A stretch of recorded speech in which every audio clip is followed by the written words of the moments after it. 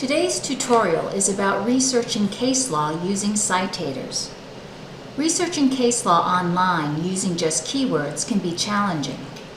A simple keyword search can be incomplete and inefficient because judges don't always use the same terms to discuss similar concepts. In another tutorial, I talk about using classification systems to find cases discussing similar topics. Today, I'll discuss another useful tool, the citator. A citator is a list of documents that are connected to the document you are analyzing through citation. This is especially useful in legal research because the principle of stare decisis demands consistency with prior jurisprudence. Judges cite to prior cases or to statutory authority to support the holding of a new case or to distinguish it from cases that seem to contradict their holding. These citations are called the table of authorities. The analyzed case may then be cited as authority in later cases. These citations are called citing references. The result is a network of cases that the judges themselves have decided are relevant to a particular point of law.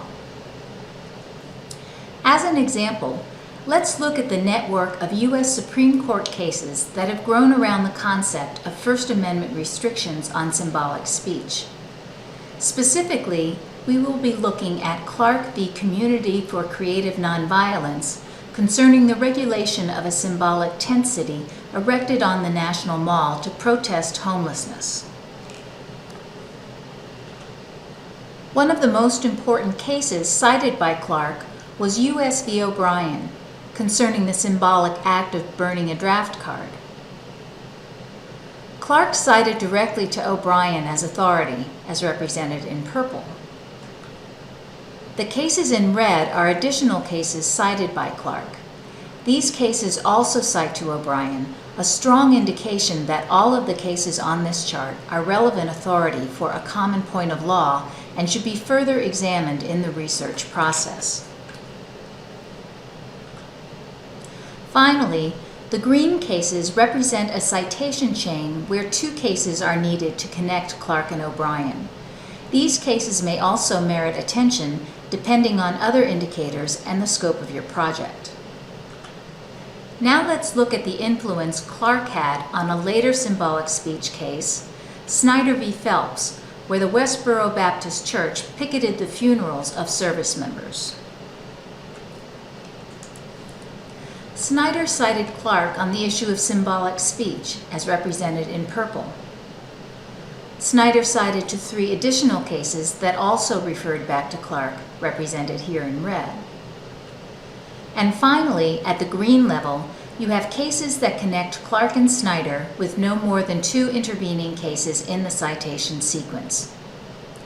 Now that we know how valuable these citation networks can be for finding relevant case law, let's examine the tools that are available to help you find them. Citators serve three important purposes in legal research. First, they help you determine whether a case is still good law. That is, they allow you to examine later cases that have cited your case. You can then evaluate the effect of those cases on the validity of your case.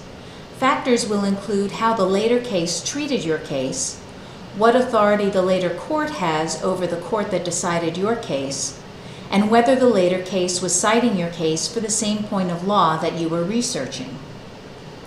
The second purpose of citators is as a case-finding tool.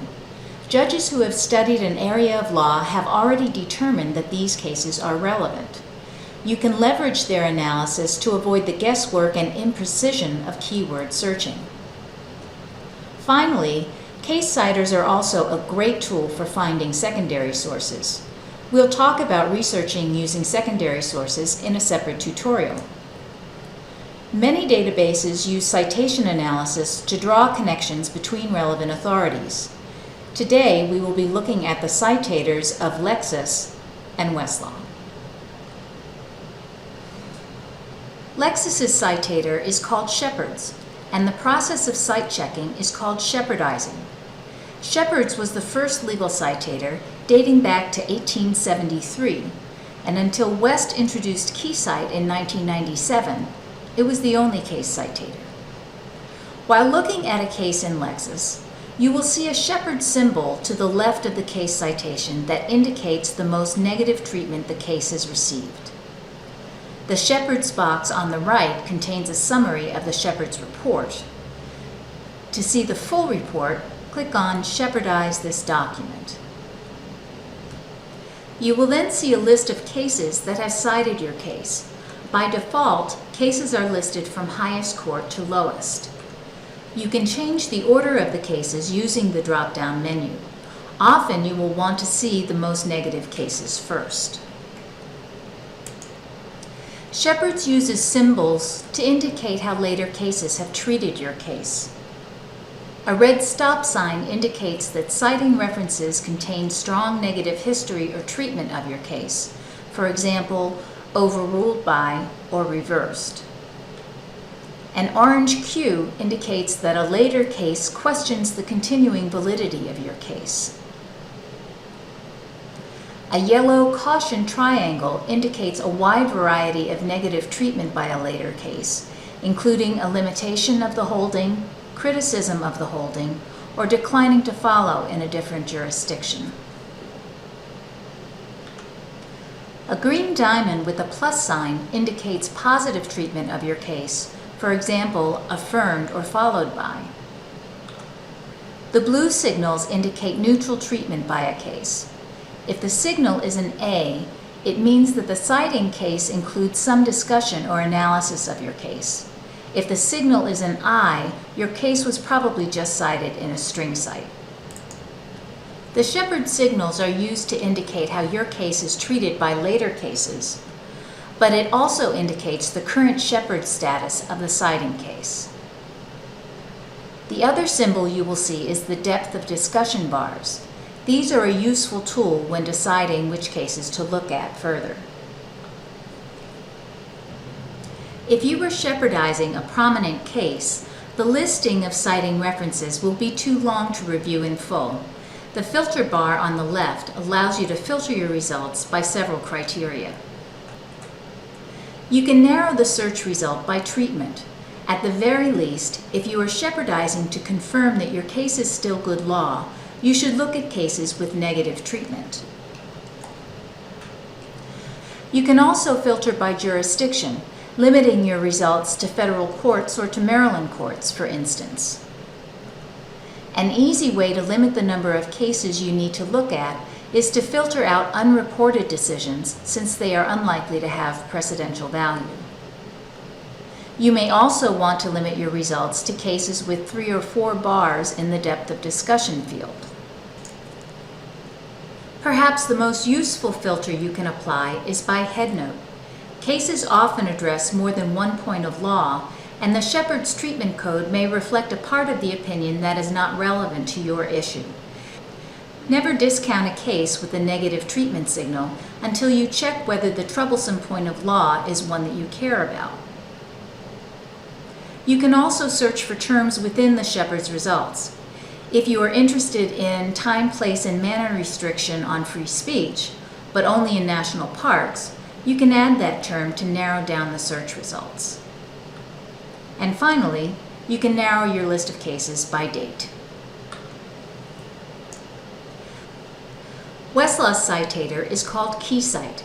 It operates on the same principles as Sheppards, validating and researching case law through citation analysis. As with Sheppards, KeyCite highlights the most significant citing case as part of the display of the case you are analyzing. KeyCite uses flag symbols to highlight when a case has negative analysis. A red flag to indicate that a case is no longer good law for at least one point of law. A yellow flag if the case has negative treatment that may warrant further scrutiny. And a blue and white flag if the case is on appeal in the federal courts. KeyCite also uses quotation marks to indicate when an opinion cites language verbatim. Westlaw presents its KeyCite service as a series of tabs at the header of a case. You'll note that the first tab is labeled Document. This allows you to quickly return to the case itself when looking at a KeyCite report. The next tab is Filings.